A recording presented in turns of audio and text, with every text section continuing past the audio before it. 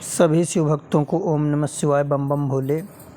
सावन मास की ढेर सारी शुभकामनाएं। भगवान भोलेनाथ की कृपा आप सभी लोगों पर बनी रहे। भक्तों, जैसा कि सनातन धर्म में श्रावण माह के शुक्ल पक्ष की पंचमी तिथि को नाग पंचमी मनाई जाती है, जो कि बहुत ही धूमधाम से मनाई जाती है। इस दिन भगवान शिव भोलेनाथ के साथ साथ नाग देवता की भी पूजा की जाती है। धार्मिक ऐसी मान्यता है कि नाग पंचमी के दिन नाग देवता की पूजा करने से जीवन के जो कष्ट हैं, सारे कष्ट दुख दूर हो जाते हैं और सभी कष्टों से छुटकारा मिलता है।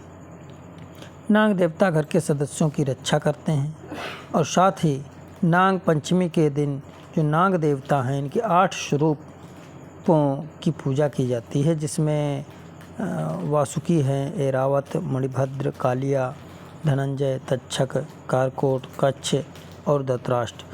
8 स्वरूप भगवान भोलेनाथ के नाग रूप में जिनकी पूजा होती है।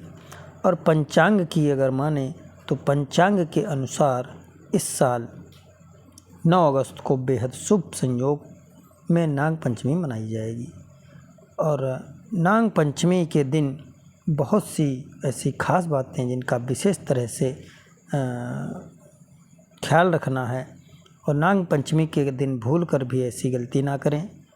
और नाग पंचमी के दिन भूल करने से भगवान भोलेनाथ की कृपा नहीं होती है और आशीर्वाद प्राप्त नहीं होता है। और भगवान भोलेनाथ के साथ साथ नाग देवता की कथा अवश्य सुने और अपने संबंधियों को घर में ज़रूर सुनाएं, क्योंकि नाग पंचमी की कथा बिना सुने ये नाग देवता की पूजा पूर्ण नहीं मानी जाती है। नाग देवता की जो प्रचलित कथा है वो ये है कि एक गांव था, उस गांव में एक सेठ रहता था।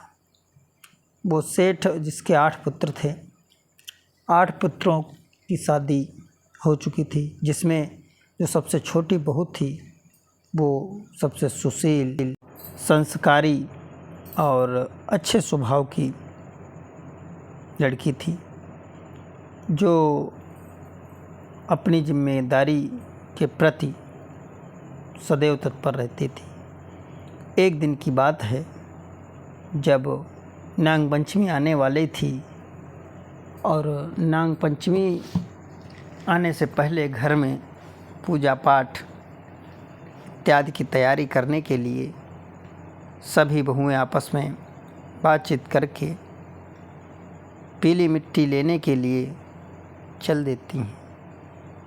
वहाँ जाते समय स्थान पर पहुंचकर मिट्टी खुदाई करने लगती हैं।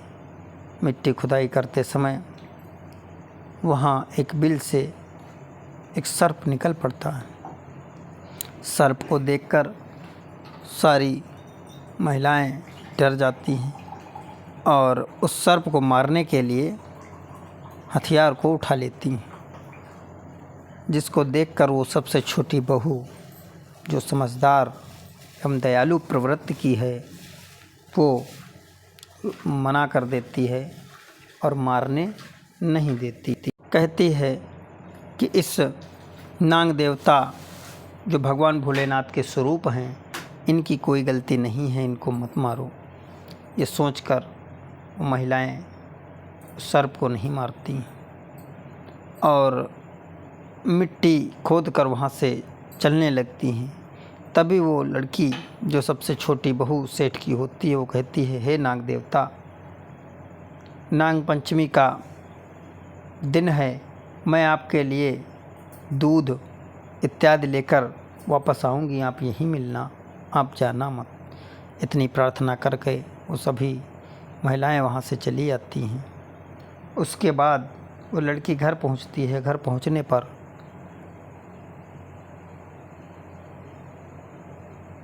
वो भूल जाती है कि नाग देवता को मैंने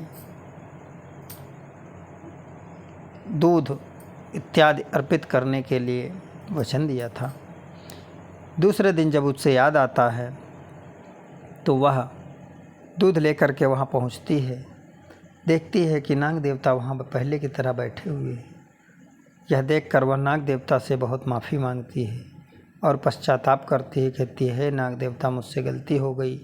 मैं भूलवश, मुझे याद नहीं रहा कि मैंने आपसे वचन दिया था कि मैं आपको दूध अर्पित करने आऊँगी।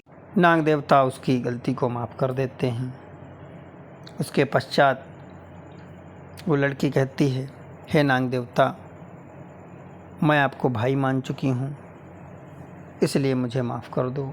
और नाग देवता खुश होकर उसे बहन मानकर माफ़ कर देते हैं। उसके बाद लड़की घर चली आती है। कुछ समय पश्चात नाग देवता पुरुष वेश में उस लड़की के घर पर पहुंच जाते हैं और पहुंचने के पश्चात उस घर पर पुकार लगाते हैं तो घर से बड़ी बहू निकल कर आती है।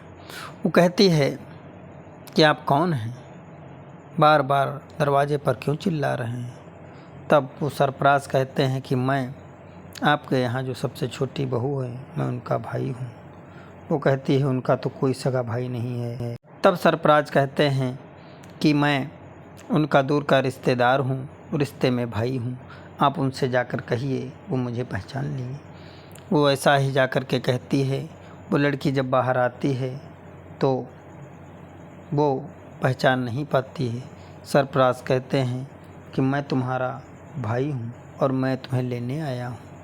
घर वाले उसको भेजने के लिए तैयार नहीं होते, लेकिन बहुत कहने पर घर वाले तैयार हो जाते हैं।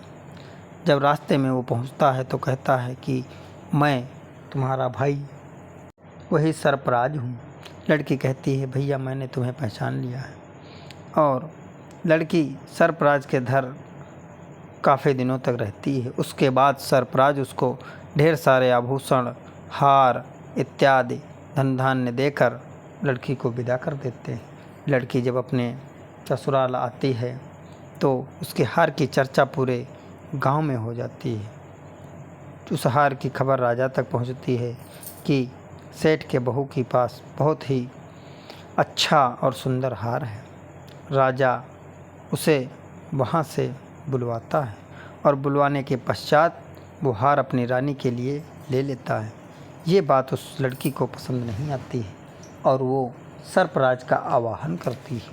उसका भाई सरफराज वहाँ पर उपस्थित होता है और कहता है, बहन तुमने मुझे क्यों पुकारा है। बहन कहती है, भैया तुमने जो मुझे हार दिया था वो राजा ने मुझसे छीन लिया है।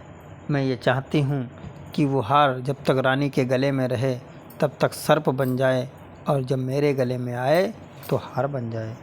नाग देवता कहते हैं, बहन ऐसा ही होगा। कुछ क्षण बाद वो हार सर्प बन जाता है। ये देखकर रानी भयभीत हो जाती है और राजा को सूचना मिलने पर राजा उसे पकड़कर बुलवा लेता है और उससे पूछता है कि तूने क्या जादू कर दिया है जिससे वो हार सर्प बन गया है। लड़की कहती है, मैंने कोई जादू नहीं किया है। ये हार जब तक मेरे गले के अतिरिक्त किसी के गले में रहेगा सर्प बन जाएगा और जैसे ही मेरे गले में आएगा ये फिर से हीरे मोती आदि का हार बन जाएगा। राजा कहने लगा, यदि ऐसा नहीं हुआ तो मैं तुम्हें अभी जान से मार दूंगा। राजा के कहने के पश्चात वो हार उस लड़की के गले में डाल दिया जाता है और जैसे ही वो सर्प बना हुआ हार उस लड़की गले में डाला जाता है वो तुरंत हीरे मोती जवाहरात का हार बन जाता है। ये देखकर राजा बहुत खुश होता है और ढेर सारे हीरे जवाहरात धनो धान्य आदि देकर उस लड़की को घर जाने को लिए भेज देता है। लड़की जब अपने घर आती है तो उसकी जेठानी जो होती हैं 7 अन्य जेठानियाँ वो उससे बहुत नाराज़ हो जाती हैं। उसके पास इतना सारा धनो धान्य देखकर जलन करने लगती हैं और उससे हस्बैंड जो उसके पति हैं उससे उसकी चुगली कर देती हैं। कहती हैं, आपकी पत्नी का चलन ठीक नहीं है जिसके कारण इसके पास इतना धन धान्य आ गया है। उसका पति उस पर शक करने लगता है और शक करने के पश्चात उसको मारने पीटने लगता है और लड़की फिर वो अपने नाग देवता भाई को आवाहन करती है। नाग देवता तुरंत प्रकट होते हैं और प्रकट होने के बाद कहते हैं, ये मेरी बहन है और मैंने उपहार स्वरूप इसको इतना धन धान्य दिया है और इस पर चरित्र पे जो भी उंगली उठाएगा वो मेरा दुश्मन होगा। इसने कोई गलत काम नहीं किया है, ये मेरी बहन है और मैंने खुश होकर इसको हीरे जवाहरात आदि दिए हैं। घर के सारे सदस्य उस नाग देवता सरप्राज की बात सुनकर खुश हो जाते हैं और नाग देवता वहाँ से चले जाते हैं। तब से सभी स्त्रियाँ नाग देवता की पूजा भाई मान करके करती हैं और जो भी स्त्री नाग देवता की सच्चे मन से पूजा करती है नाग देवता उसका कल्याण करते हैं।